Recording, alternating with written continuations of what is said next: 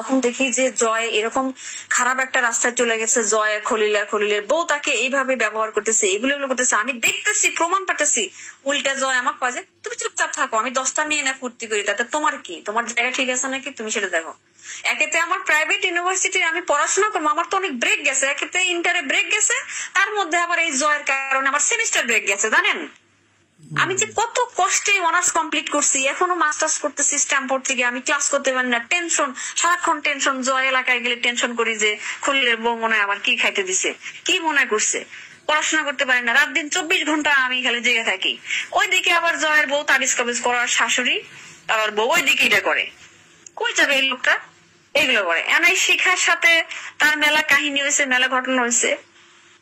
জয় আমার কাছে last time যখন তাকে চাপ সৃষ্টি করছি, যখন জয় আমাকে বলছে যে হ্যাঁ শিখার সাথে আমি কিছুদিন মিশছি, আমি তার বাসায় গেছি, খলিল আমাকে পরিচয় করে দিছে। একটা এই কি চরের মধ্যে নাকি একটা প্রোগ্রাম হয়েছে, সেই প্রোগ্রামে নাকি শিখে নাচানাচি করছে, ওখান থেকে খলিল তাকে পরিচয় করে দিছে।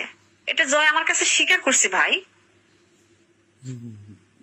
বুঝছেন? আর খলিল যে জয়কে দিয়ে বাণিজ্য করছে, এই বাণিজ্যের কিছু ডকুমেন্ট আছে, যার কারণে জয় ভয় পেতেছে। জয় তো ভীতু ছেলে, জয় অনেক ভীতু টাইপের ছেলে, আমি জানি। সে বাসায় একটা বিড়াল থাকলে বাসার মধ্যে আসে না, সে ভীতু টাইপের, সে ছুরি দেখলে ভয় পায়, পিস্তল দেখলে ভয় পায়।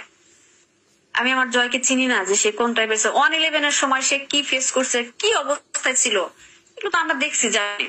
এখন বিষয়টা হলো যে খলিলকে জয় ভয় পাচ্ছে দুটো কারণে।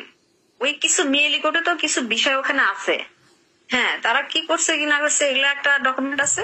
আর দ্বিতীয়ত হলো খলিল যে জয়কে টাকা পয়সা গুলো দিছে, এই টাকা পয়সা গুলো না জয় টেনশন আছে। যে আমাকে সে কালকেও কয়েকদিন আগেও বলছে যে তুমি যে খলিল নিয়ে এটা করতেছো, তুমি কি জানো যে খলিল যদি রিমান্ডে যায়, দুদকের মামলা খায়, কিছু হয়, খলিল আমার নাম বলে দেবে, তুমি আমার বিপদ চাও?